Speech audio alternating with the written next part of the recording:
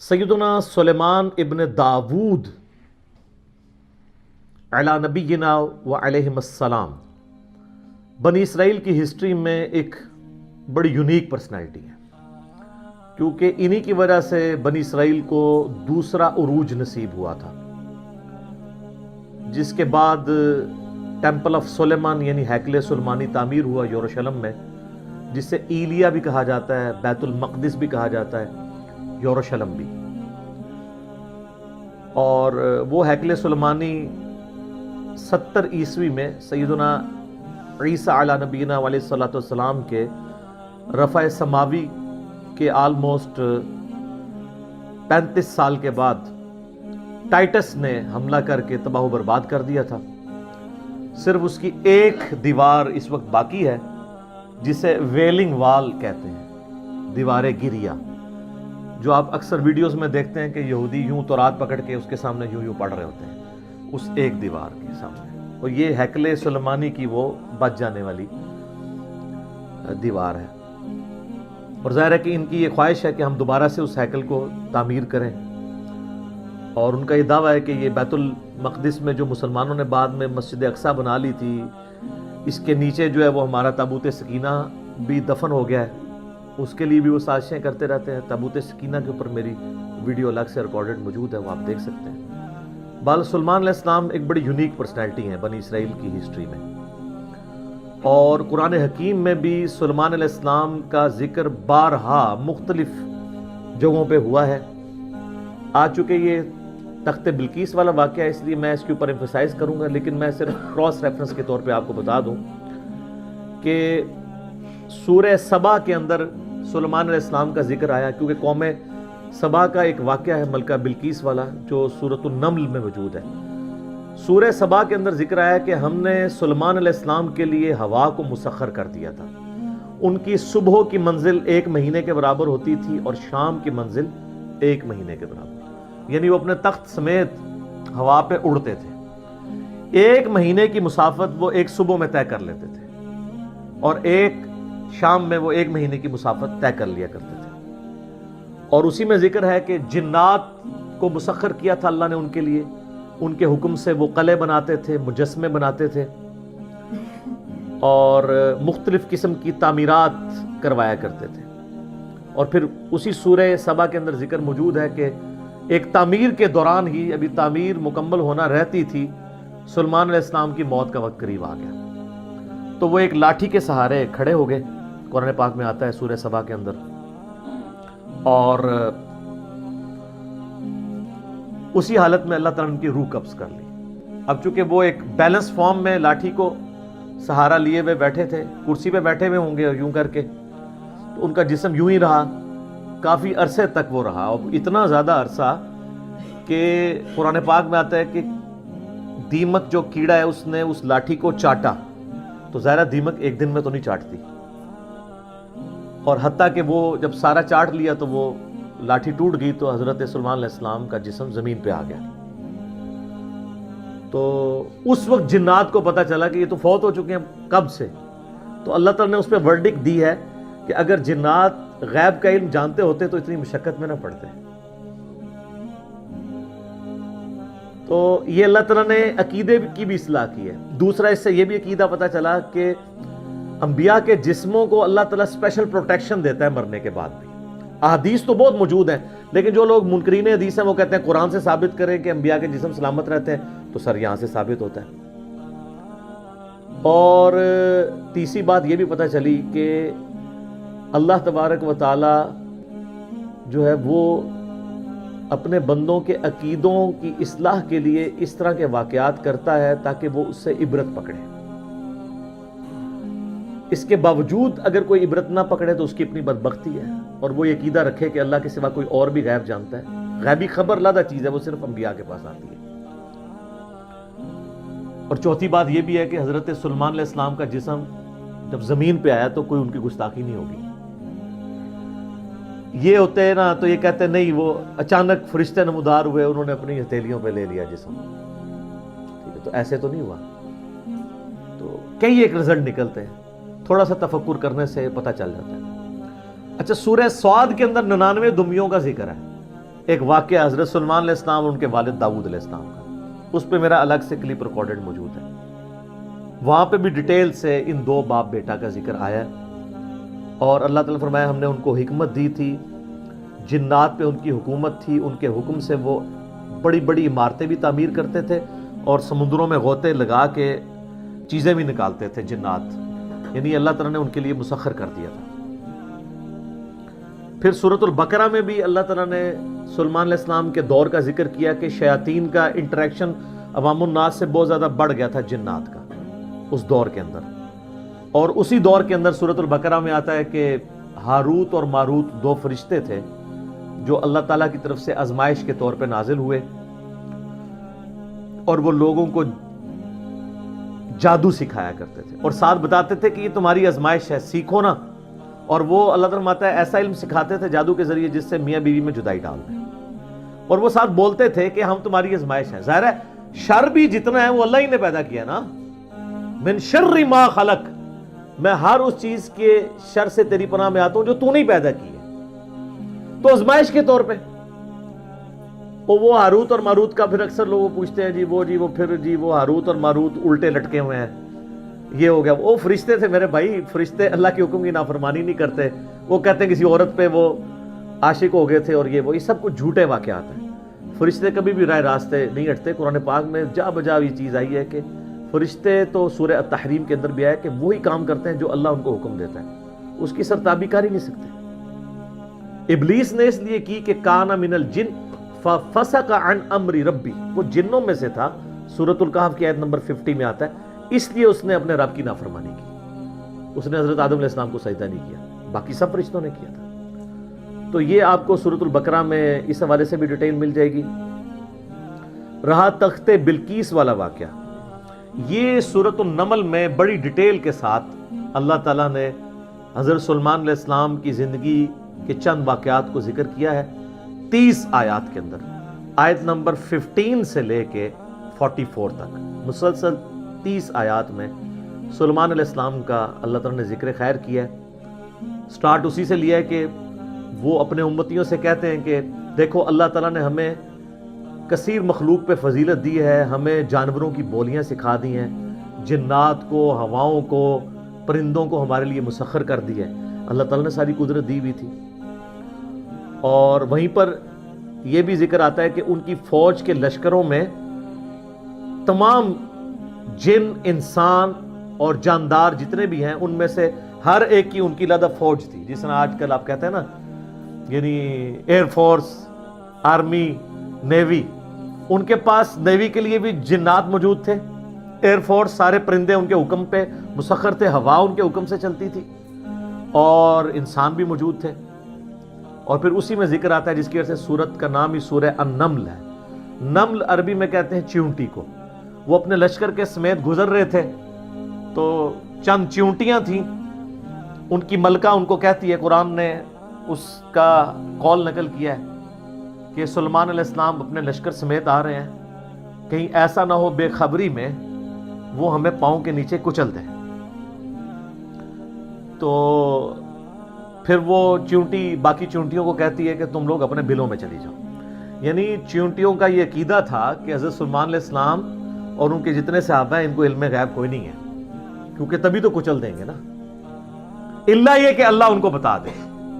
اچھا، آپ بزرگوں کے علم غیب لے کے بیٹھے ہوئے، تو اس میں اللہ تعالیٰ نے سلیمان علیہ السلام کو اس چیونٹی کی بات سنوا دی، تو سلیمان علیہ السلام اس پر مسکرائے، اور مسکرا کے یہ نہیں کہا کہ مجھے علم غیب ہے، کہا کہ اللہ کا شکر ہے کہ اللہ تعالیٰ نے یعنی مجھے یہ کوالٹی دی ہے کہ اللہ تعالیٰ نے اس چیونٹی کی بات مجھے سنوا دی ہے۔ ہر جگہ آپ کو سلیمان علیہ السلام کا کریکٹر نظر آئے گا گاڈ اورینٹڈ۔ ویسے یہودیوں میں ایک گروہ ایسا بھی ہے جو سلیمان علیہ السلام سے سخت نفرت کرتا ہے، اور بڑے بڑے ان کے اوپر سکینڈل بھی بنائے ہوئے انہوں نے، کیونکہ سلیمان علیہ السلام بڑے کٹر قسم کے موحد تھے، وہ توحید و عزم نہیں ہوتی نا۔ ہر جگہ آپ کو نظر آئے گا سلیمان علیہ السلام جب بھی کوئی کام ہوتا ہے نا، اپنے تو کسی کمال کا ذکر ہی نہیں کرتے، وہ کہتے ہیں یہ اللہ نے مجھے آزمایا ہے، اللہ نے مجھے دیا ہے تاکہ میں اللہ کا شکر ادا کروں، اللہ مجھے جانچ رہا ہے کہ میں نے، وہ تو سینٹرڈ اراؤنڈ گاڈ، اور یہی ایک موحد کی نشانی ہوتی ہے۔ اور وقت کا پیغمبر تو امام الموحدین ہوتا ہے نا، تمام موحدین کا امام ہوتا ہے۔ تو وہ چیونٹی جو ہے نا اس کی گفتگو حضرت سلمان علیہ السلام سن کے مسکراتے ہیں اور پھر اللہ تعالیٰ کا شکر ادا کرتے ہیں کہ مجھے اللہ نے یہ کوالٹی دی ہے. اس کے بعد پھر ذکر آتا ہے کہ اسی دعا میں وہ کہتے ہیں کہ اے اللہ مجھے بخش دے, مجھے اپنی رحمت سے اپنے نیک بندوں میں داخل فرما, اور یہ جو تو نے مجھے اس طرح کی نعمتیں دی ہیں تو مجھے اس قابل بنا کے میں تیری نعمتوں کا شکر ادا کرتا ہوں. اور یہاں کہتے ہیں بزرگوں کا کمال ہے, فلاں کی نگاہ کرم. حالانکہ وہ کہہ سکتے تھے میرے ابا جی دیاں دعاواں نے, انہوں دا فیض ہے, میں انہوں دا ہی مرید ہوں نا. ابا وہ ہے بھی تھا, داؤد علیہ السلام پیغمبر تھے, سب کچھ گاڈ اورینٹڈ ہے. ایک پیغمبر کا باپ بھی پیغمبر ہے تو وہ اپنی کسی کوالٹی کو اپنے پیر کی طرف منسوب نہیں کر رہا, جو واقعی جینون پیر ہے اللہ کی طرف منسوب کر رہا. اسی لیے تو آپ کو کہا جاتا ہے نا کہ آپ قرآن نے ڈائریکٹ نہیں پڑھنا, آپ گمراہ ہو سکتے ہیں, کیونکہ آپ یہ سوچیں گے نا. تو اس لیے تو ہم کہتے ہیں مرنے سے پہلے اے مسلمان کر لے اس پہ غور, کتابوں کا خدا اور ہے, بابوں کا خدا اور جب تم غور کر لو اس کے بعد ایک بار یہ بھی کہنا ہے کہ نہ میں وہابی نہ میں بابی, میں ہوں مسلم علمی کتاب. نہ ہم سو کالڈ وہابی ہیں, کوئی علمی بات کرے تو اس کو کہتے ہیں یہ وہابی ہے, اور نہ ہم بابوں کا دفاع کرنے والے بابی ہیں, ہم علمی کتابی مسلم ہیں الحمدللہ. اچھا, وہ سورہ نمل میں پھر آگے چلتا ہے کہ حضرت سلمان علیہ السلام اپنے دربار میں بیٹھے ہوتے ہیں. اب سارے ان کے کمانڈر حاضر ہیں, جنوں کا کمانڈر بھی ہے, اسی طریقے سے انسانوں کے کمانڈر بھی, سارے ان کے سردار وہاں پہ جمع ہے. تو جو ان کی ایئر فورس کا کمانڈر تھا نا وہ ہدہد تھا. ہدہد ایک پرندہ ہے جس کی بڑی خوبصورت سی کلگی ہوتی ہے, اسے مرغے کی ہوتی ہے, اور بڑا ایکسٹرا آرڈنری پرندہ ہے. آپ جا کے گوگل پہ سرچ کریں, یوٹیوب پہ اس کی ویڈیوز دیکھیں کہ اللہ نے اس کو کیا صلاحیتیں دی ہیں. وہ ان کا سمجھ لیں ایئر فورس کا چیف تھا. تو آپ نے فرمایا وہ کدھر غائب ہے, اور پھر ساتھ فرمایا کہ وہ اپنی غیر حاضری کی کوئی جسٹیفیکیشن مجھے پیش کرے, اور اگر اس نے کوئی ایسی جسٹیفیکیشن نہ پیش کی کہ وہ میرے دربار سے غائب کیوں ہے تو میں اسے سزا دوں گا یا میں اسے ذبح کر لوں گا. بس یہ آپ ورڈکٹ بولتے ہیں تو تھوڑی دیر بعد ہدہد آ جاتا ہے اور وہ اپنی جسٹیفیکیشن پیش کرتا ہے. اب ظاہر ہے وہ میں نے بتایا کہ سورہ نمل میں ہی آتا ہے کہ اللہ تعالیٰ نے جانوروں کی بولیاں سکھا دی تھیں. تو حضرت سلمان علیہ السلام مجھ سے پوچھتے ہیں کہ بتاؤ سر پھر ہدہد دیکھیں کڈا پکا مواحد سی. وہ کہتا ہے کہ اے سلمان علیہ السلام, میں آپ کے لیے ایک ایسی خبر لے کے آؤں جو آپ کے علم میں بھی نہیں ہے. بابی نہیں تھا ہدہد نا.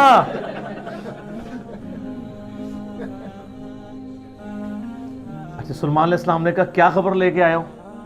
ان کا میں ایک ایسی قوم کے پاس سے آیا ہوں کہ جن کی حکمران ایک ملکہ ہے, عورت, اور اس کا بہت بڑا ایک عرش یعنی اس کا تخت ہے جس پہ وہ بیٹھتی ہے. اب وہ آپ کو نا ویسے کھنڈرات بھی اس کے مل چکے, میں ایک پکچر ہمیں ملی, انشاءاللہ ہم اس میں اٹیچ بھی کریں گے. آلموسٹ سمجھ لیں وہ کوئی آج کے دور کے اعتبار سے آپ دیکھ لیں کوئی 50 فٹ چوڑا اور لمبائی میں تقریباً 100 فٹ اور اونچائی میں بھی تقریباً 50 فٹ کے برابر, مختلف اقوال ملتے ہیں. یعنی اچھا خاصا بڑا اس کا تخت تھا جس پہ اس کے سارے وہ سردار ارد گرد بیٹھتے تھے, اور وہ پتھر کا بنا ہوا بڑا سا. ان کا میں نے ایک عورت دیکھی ہے, تو وہ آپ کے علم میں نہیں ہے کہ وہ حکومت کر رہی ہے ان پہ, اور بڑا اس کا ایک تخت ہے, اس کے کئی سردار ہیں, اور شیطان نے ان کے برے اعمال ان کی نظر میں سنوار دیے ہیں. وہ اللہ کو چھوڑ کے سورج کی پوجا کرتے ہیں. سر ایک ہدہد کو بھی ٹینشن ہے شرک کی. آپ ذرا یہ دیکھیں, اسی لیے اللہ تعالیٰ نے فرمایا نا کہ قریب ہے کہ آسمان پھٹ پڑے اور زمین شک ہو جائے اور پہاڑ ریزہ ریزہ ہو جائے. ان دعوا للرحمن ولدا, جو رحمان کے لیے بیٹا تجویز کرتے ہیں, اگر یہ شرک کی تکلیف کا احساس یہ آسمان زمین اور پہاڑوں پہ ہو تو یہ بھی دب جائیں اس سے کہ اللہ کے لیے اس طرح کی باتیں لوگ کرتے ہیں. تو اور پھر وہ کہتا ہے کہ اب ہدہد کی بھی آپ تقریر دیکھیں جناب, کہ شیطان نے برے اعمال ان کی نظروں میں سنوار دی ہیں, اللہ کو چھوڑ کے وہ سورج کی پوجا کر رہے ہیں, حالانکہ عظمت اس اللہ کی ہے جو زمین و آسمان کا مالک ہے.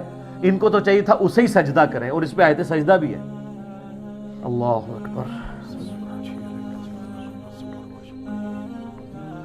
سبحان الملک القدوس.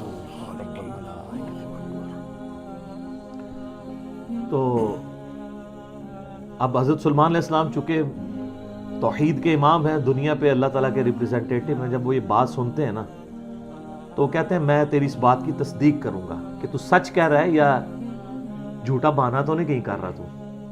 ورنہ تو حضرت سلیمان علیہ السلام کہتے ہیں کہ ہاں مجھے تو پہلے علم غیب اللہ تعالیٰ نے دیا ہوا ہے، میں تو اتنی دوروں میں دیکھ سکتا ہوں، وہ تو اللہ دکھائے گا تو دیکھیں گے نا. تو حضرت سلیمان علیہ السلام نے ایک خط لکھا اور اس ہدہد کو کہا. اچھا یہ کوئی سٹوری نہیں ہے جو آپ کے علماء بیان کر رہے ہوتے ہیں، یہ ورڈ بائی ورڈ سورہ النمل آیت نمبر جو ہے وہ 15 سے لے کے 44 تک 30 آیات ہے. جو چیز ان آیات سے ہٹ کے آئے گی میں اس کو مینشن بھی کر دوں گا. تو وہ خط لکھ کے دیتے ہیں کہ یہ خط لے جاؤ اور جا کے ملکہ جو ادھر کیا ہے، ملکہ بلقیس جو ہے یہ اسرائیلی روایتوں میں آتا ہے، قرآن میں صرف ایک عورت کا ذکر ہے کہ جو حکومت کرتی تھی. اور خط اس کو دے کے پھر دیکھنا اس کا کیا جواب دیتے ہیں. ہدہد جناب لے کے خط پہنچا ہے اور جا کے اب ہدہد ایک خط لے کے آ رہا ہو اور ملکہ کے وہ جا کے بیڈ روم میں سیدھا جا کے لینڈ کرتا ہے. کوئی سیکیورٹی گارڈ کوئی کچھ نہیں روک سکتا، وہ کھڑکی سے آ کے اس میں لینڈ کر کے سامنے لا کے اس کے خط پھینکتا ہے. تو حضرت سلیمان علیہ السلام کا خط وہ کھولتی ہے تو وہ اس خط میں تو 2 ٹوک جملے لکھے ہوتے ہیں، انہ من سلیمان و انہ بسم اللہ الرحمن الرحیم، اور تم سر تسلیم خم کر کے فوراً میرے پاس حاضر ہو جاؤ. بس یہ 2 لائنوں کا ایک جملہ ہوتا ہے. جب وہ اپنے سرداروں سے مشورہ کرتی ہے تو وہ کہتی ہے میرے پاس ایک معزز خط آیا ہے اور یہ معزز خط سلیمان کی جانب سے ہے. انہو من سلیمان، سورہ النمل آیت نمبر 30. یہ واحد مقام ہے جہاں سورت کے اندر بسم اللہ شریف آئی ہے. ایک عزت والا خط آیا ہے. عزت والا وہ اس لیے کہتی ہے وہ اس کو پتا چل گیا کہ غیر معمولی بندہ ہے کہ ہدہد جس کا خط لے کے آ رہا ہے میرے پاس. تو ظاہر ہے یہ کوالٹی تو اس کے پاس نہیں تھی کہ یہ کوئی کتنا بڑا بادشاہ ہے کہ جس کو اللہ نے یہ حکومت دی ہے کہ جانوروں پہ بھی اس کی حکومت ہے. تو وہ کہتی ہے کہ ایک معزز خط میرے پاس آیا ہے جو سلیمان کی جانب سے ہے اور وہ اللہ کے نام سے شروع ہو رہا ہے. اس سے یہ سنت ٹھہری کہ جب آپ کوئی خط لکھیں کسی کو تو بسم اللہ سے اس کا آغاز کریں اور اس میں یہ ہے کہ سر تسلیم خم کرو اور میرے پاس حاضر ہو جاؤ. تو وہ اپنے سرداروں سے کہتی ہے کہ میں تمہیں پتا ہے کہ میں کوئی کام اس وقت تک نہیں کرتی جب تک کہ میں مشورہ نہ کر لوں. ہر معاملے میں تم سے میں مشورہ کرتی ہوں. قوم سبا کی وہ ملکہ تھی. تو مجھے بتاؤ تم مجھے کیا مشورہ دیتے. تو سردار تو آپ کو پتا ہے جو ان کی تو ایک خاص جنگجو نیچر ہوتی ہے. انہوں نے کہا ہم تو بڑے طاقتور ہیں، بڑے زور آور ہیں، ہم ہر طرح کے بادشاہ کا مقابلہ کر سکتے ہیں، آپ ہمیں حکم دیں دیکھی جائے گی. لیکن وہ تو سمجھدار ہوتی ہے نا، جس میں مجھے بھی آگے لوگ پھونک چڑھا رہے ہوتے ہیں لیکن جو بندہ ڈرائیونگ سیٹ پہ بیٹھا ہوتا ہے اس کو پتا ہوتا ہے کہ کام کو کس حکمت سے لے کے چلنا ہے. تو وہ ملکہ کہتی ہے کہ اس کو تو اندازہ ہو گیا کہ یہ کوئی عام بندہ نہیں ہے، ان کی ساری پھوپھا نکال دے گا وہ. تو وہ کہتے ہیں کہ وہ ملکہ آگے کہتی ہے، اس کے الفاظ اللہ تعالیٰ نے نقل کیے. وہ کہتی ہے کہ یاد رکھنا بادشاہ جب کسی ملک میں داخل ہوتے ہیں نا تو وہاں کے شرفاء کو ذلیل کر دیتے ہیں. تو یعنی یہ جو ہمارے پاس ملک ہے یہ بھی ہمارا چھین جائے گا. ہم میں یہ طاقت نہیں کہ ہم اس شخص کا مقابلہ کر سکیں. یہاں پہ بھی آپ دیکھ لیں انگریزوں نے یہی کیا ہے نا. جب انگریز یہاں حکومت میں ہے نا سب سے زیادہ ذلیل انہوں نے کیا ہے خاندان مغلیہ کو، اس لیے کہ وہ یہاں پہ رولرز تھے. تو انہوں نے کہا پہلے تو جناب ان کو اتنا ذلیل کرو نا، کیونکہ ان کے اندر جراثیم موجود ہیں حکومت کرنے کے، ان کو تو ذلیل و خوار کرو. تو وہ ملکہ کی بات یونیورسل ٹروتھ اللہ نے نقل کیا کہ جب بادشاہ داخل ہوتے ہیں تو وہاں کے شرفاء پھر سب سے پہلے وہ ذلیل ہوتے ہیں. تو وہ کہتی ہے کہ اس میں جلدی نہیں ہمیں کرنی چاہیے، میں سلیمان کو نا کچھ گفٹ بھیجتی ہوں اور میں دیکھتی ہوں کہ اس کے رسپانس میں وہ کیا کرتا ہے. تو پتہ چل جائے گا کہ وہ واقعی ایک دنیا دار بادشاہ ہے یا اللہ کا ریپریزنٹیٹو ہے. یہ اس نے چیک پوائنٹ رکھا کہ اگر دنیاوی بادشاہ ہوا تو دنیاوی بادشاہ پرانے زمانوں میں دوسرے ملکوں پہ کیوں حملہ کرتے تھے؟ تاکہ ان سے ان کی دولت ہتھیائے. تو اگر ہم جزیہ دینے پہ آمادہ ہو جائیں اور سالانہ ہم ایک رقم مقرر کر لیں گے اتنا آپ کو ٹیکس یا جزیہ دیا کریں گے تو وہ ٹل جائے گا. تو وہ بڑے زیادہ تحائف دے کے نا ایلچی روانہ کرتی ہے سلیمان علیہ السلام کے پاس. اور وہاں پہ سلمان علیہ السلام کے پاس جب وہ ایلچی پہنچتے ہیں تو سلمان علیہ السلام تو اسٹریٹ فارورڈ ان کو جواب دیتے ہیں کہ مجھے جو کچھ اللہ نے دیا ہے تمہاری یہ دنیا کی حقیر دولت اس کے مقابلے میں کچھ نہیں ہے، مجھے تو اللہ نے کیا حکومت دی ہوئی ہے. ٹھیک ہے، تو بلکہ سورہ نمل میں اللہ تعالیٰ نے ان کی دعا بھی نقل کی ہے. سلمان علیہ السلام کہتے ہیں اللہ مجھے ایسی حکومت دینا جو میرے بعد پھر کسی کو نہ ملے. اور انسانی تاریخ میں سلمان علیہ السلام سے بڑا بادشاہ نہ ان سے پہلے کو گزرا ہے نہ بعد میں جس کو اس لیول کی اللہ تعالیٰ نے حکومت دی ہو. تو وہاں پہ جب ایلچی پہنچتے ہیں تو وہ ان کو اسٹریٹ فارورڈ جواب دیتے ہیں اور ان کو واپس کر دیتے ہیں کہ جاؤ اور اپنی ملکہ کو بتا دینا کہ اب ہم وہ لشکر لے کے آئیں گے جس کی تاب تمہارے لشکر نہیں رکھ سکتے، انتظار کرو ہمارا. تو وہاں سے چلے جاتے ہیں، وہ تو چلے جاتے ہیں اور سلمان علیہ السلام کو پتا ہوتا ہے کہ وہ مطیع ہو کے ہی آئے گی، کیونکہ وہ سمجھ گئے ہوتے ہیں کہ اس نے یہ جو ڈیسیژن کیا ہے وہ کیوں کیا ہے. اب یہ فاصلہ آلموسٹ 2000 کلومیٹر کا ہے. قوم سبا آباد تھی یمن میں اور حضرت سلمان علیہ السلام یروشلم میں بیٹھے ہوئے تھے، بیت المقدس ایلیا شام کے اندر. آلموسٹ 2000 کلومیٹر کا یہ فاصلہ ہے. تو آپ سمجھ لیں یہ فاصلہ طے کرنے کے لیے بھی 40 سے 50 دن پیدل چاہیے. تو سلمان علیہ السلام جب ان کو واپس کرتے ہیں، وہاں پہ جب واپس خط پہنچتا ہے تو ظاہر ہے ملکہ تو پہلے ہی اس کو سمجھ آ گئی ہوتی ہے کہ کوئی عام بندہ نہیں ہے. تو ملکہ یہ ڈیسائیڈ کرتی ہے کہ میں خود سلیمان کے پاس جاؤں گی، کیونکہ اس خط میں پہلے میں کیا لکھا تھا کہ مطیع ہو کے میرے پاس حاضر ہو. سر یہ بادشاہ کا آپ لیول دیکھیں کہ دوسرا بادشاہ جنگ بھی نہیں کرنی پڑ رہی، سیدھا وہ خود حاضر ہو رہا ہے.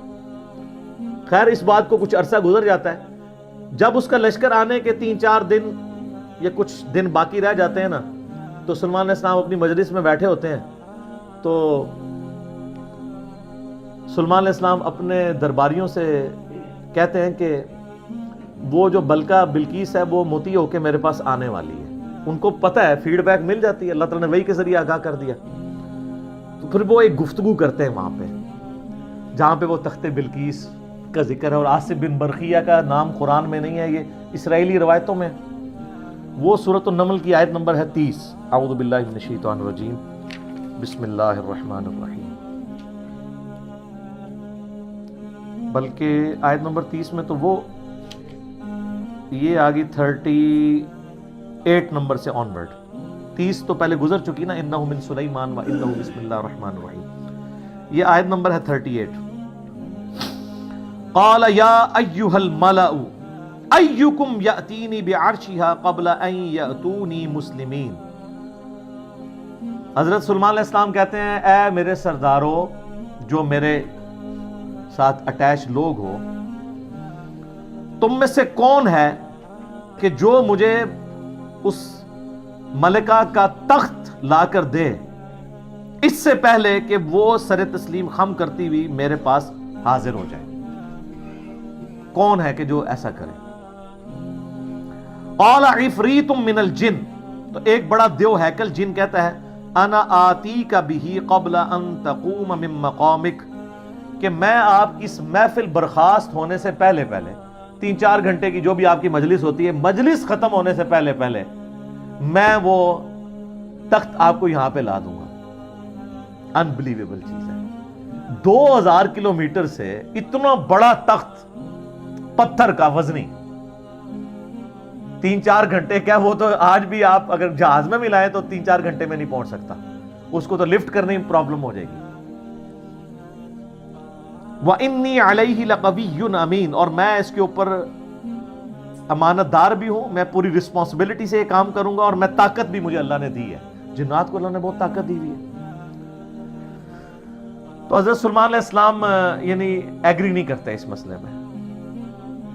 تو پھر ایک اور شخص قال الذی عنده علم من الکتاب، وہاں ایک شخص بیٹھا ہوتا ہے جس کے پاس کتاب میں سے علم ہوتا ہے. وہ کہتا ہے انا آتیک بہ قبل ان یرتد الیک طرفک، میں اس تخت کو آپ کے سامنے حاضر کر دوں گا آپ کی آنکھ جھپکنے سے پہلے. فریکشنز آف سیکنڈ میں میں لے آؤں گا. ہمارے لیے تو وہی ہضم کرنا مشکل ہے, تو یہ تو خیر بہت بڑی چیز ہے. تو یہ اس نے دعویٰ کیا, بس یہ دعویٰ کرنے کی دیر تھی اور وہ لے بھی آیا تخت. فَلَمَّا رَآهُ مُسْتَقِرًّا عِندَهُ, تو حضرت سلیمان علیہ السلام نے جب وہ تخت وہاں پر آیا ہوا دیکھا, قَالَ هَذَا مِن فَضْلِ رَبِّي, اور انہوں نے کیا حضور کڈے پہنچے بزرگوں, کیا بات ہے, کیا صاحب کرامت ہو, نہیں, اومٹ کر دیا. ان کا یہ میرے رب کا فضل ہے. ہذا من فضل ربی, آپ لکھتے ہیں نگاہ مرشد سے, ماں باپ کی دعا سے, اور پیغمبر کا کہتا ہے ہذا من فضل ربی, یہ تو میرے رب کا فضل ہے. کیوں ہے فضل؟ لیبلونی اشکر ام اکفر, تاکہ وہ مجھے آزمائے کہ میں اس کا شکر گزار بنتا ہوں یا نہ شکرا. یہ سر توحید ہے. ومن شکر فانما یشکر لنفسہ, اور جو کوئی اللہ کا شکر کرے گا تو وہ بھی اپنے نفس کی خاطر ہی کر رہا ہوگا, اللہ کو کوئی پرواہ نہیں. ومن کفر, اور جو کوئی اللہ کی ناشکری کرے, فإن ربی غنی کریم, تو میرا رب تو غنی ہے, کریم ہے, اسے کسی کی پرواہ ہی نہیں ہے. ھذا من فضل ربی. اچھا, اس کے بعد پھر آتا ہے کہ وہ ملکہ جب آئی, حضرت سلیمان علیہ السلام نے کہا کہ نا اس تخت کی حیت بدل دو, ڈیزائننگ اس کی تھوڑی سی چینج کر دو, جو اس کے اوپر کوئی پھول بوٹے لگے ہوئے تھے تھوڑا سا اسے ٹیمپر کرو, اور میں دیکھوں گا کہ وہ پہچانتی ہے اپنے تخت کو نہیں کہ نہیں پہچانتی. تو وہ پھر ملکہ وہاں پہ آ پہنچتی ہے. تو سلیمان علیہ السلام اسے ریسیو کرتے ہیں اور کہتے ہیں اس تخت کے بارے میں تیرا کیا خیال ہے. تو وہ بڑی سمجھدار ہوتی ہے, تو وہ کہتی ہے یہ تو لگتا ہے کہ یہ میرے تخت ہی ہے, اس کی مثل مجھے لگ رہا ہے, بلکہ شاید وہی ہے. تو یہ اس کی سمجھداری کا بھی ثبوت ہے کہ وہ اس کو ٹیمپرڈ فارم میں بھی پہچان لیتی ہے, اور یہ اس کو دوسرا میسج مل جاتا ہے, انہوں نے کیا لڑنا ہے, اس نے کہاں سے لڑنا ہے. وہ تو یہ بھی نہیں تھی ایکسپیکٹ کر سکتی کہ 4 مہینے میں بھی کوئی اٹھا کے یہاں لا سکے. ابھی تو اس کو یہ پتہ ہی نہیں تھا, یہ تو ایسے آیا ہوا ہے. ٹھیک ہے, تو پھر سلیمان علیہ السلام اسے اپنے جو ٹیمپل ہے نا اس کی بھی تھوڑی جھلک کرواتے ہیں. آگے ایک محل میں جب لے کے آتے ہیں کمرے میں, تو اس میں ایسے شیشے جڑے ہوئے ہوتے ہیں کہ وہ گویا دیکھنے میں تالاب محسوس ہو رہا ہوتا ہے. تو جب اس پہ پاؤں رکھنے لگتی ہے, وہ سمجھتی ہے شاید پانی والا تالاب ہے, تو وہ اپنے جو تہمد ہے یا جو بھی اس نے کپڑے پہنے ہوتے ہیں وہ تھوڑی سی اٹھا لیتی ہے, اس کی پنڈلیاں بھی ننگی ہو جاتی ہیں, وہ سمجھتی ہے پانی ہے, تو وہ پانی نہیں ہوتا, تو وہ امپریس ہوتی ہے. اور پھر وہ وہاں پہ کہتی ہے کہ میں سلیمان کے ساتھ اپنے رب کے سامنے سر تسلیم خم کرتی ہوں, جو میں شرک کرتی رہی میں اللہ کی طرف رجوع لاتی ہوں, اور وہ اسلام قبول کرتی ہے. باقی اسرائیلی روایتوں میں پھر ملتا ہے کہ سلیمان علیہ السلام کا نکاح اس کے ساتھ ہوتا ہے. قرآن نے اس چیز کو ایڈریس نہیں کیا. قرآن تو بس کنکلوڈ اس پہ کرتا ہے کہ وہ مسلمان ہو جاتی ہے. نہ وہ بریلوی ہوتی ہے, نہ دیوبندی ہوتی ہے, نہ اہل حدیث ہوتی ہے, نہ شیعہ ہوتی ہے, بلکہ مسلمان ہو جاتی ہے. اور آپ یہ الفاظ دیکھیں جناب, مسلمان مسلمان ہی ہے ہر طرف. ہاں, قالت رب انی ظلمت نفسی, وہ کہتی ہے میرے رب میں اپنی جان پہ ظلم کرتی رہی اس سے پہلے. واسلمت مع سلیمان للہ رب العالمین, اور میں سلیمان کے ساتھ سر تسلیم خم کرتی ہوں اس رب کے سامنے, اللہ کے سامنے جو سارے جہانوں کا پالنے والا ہے.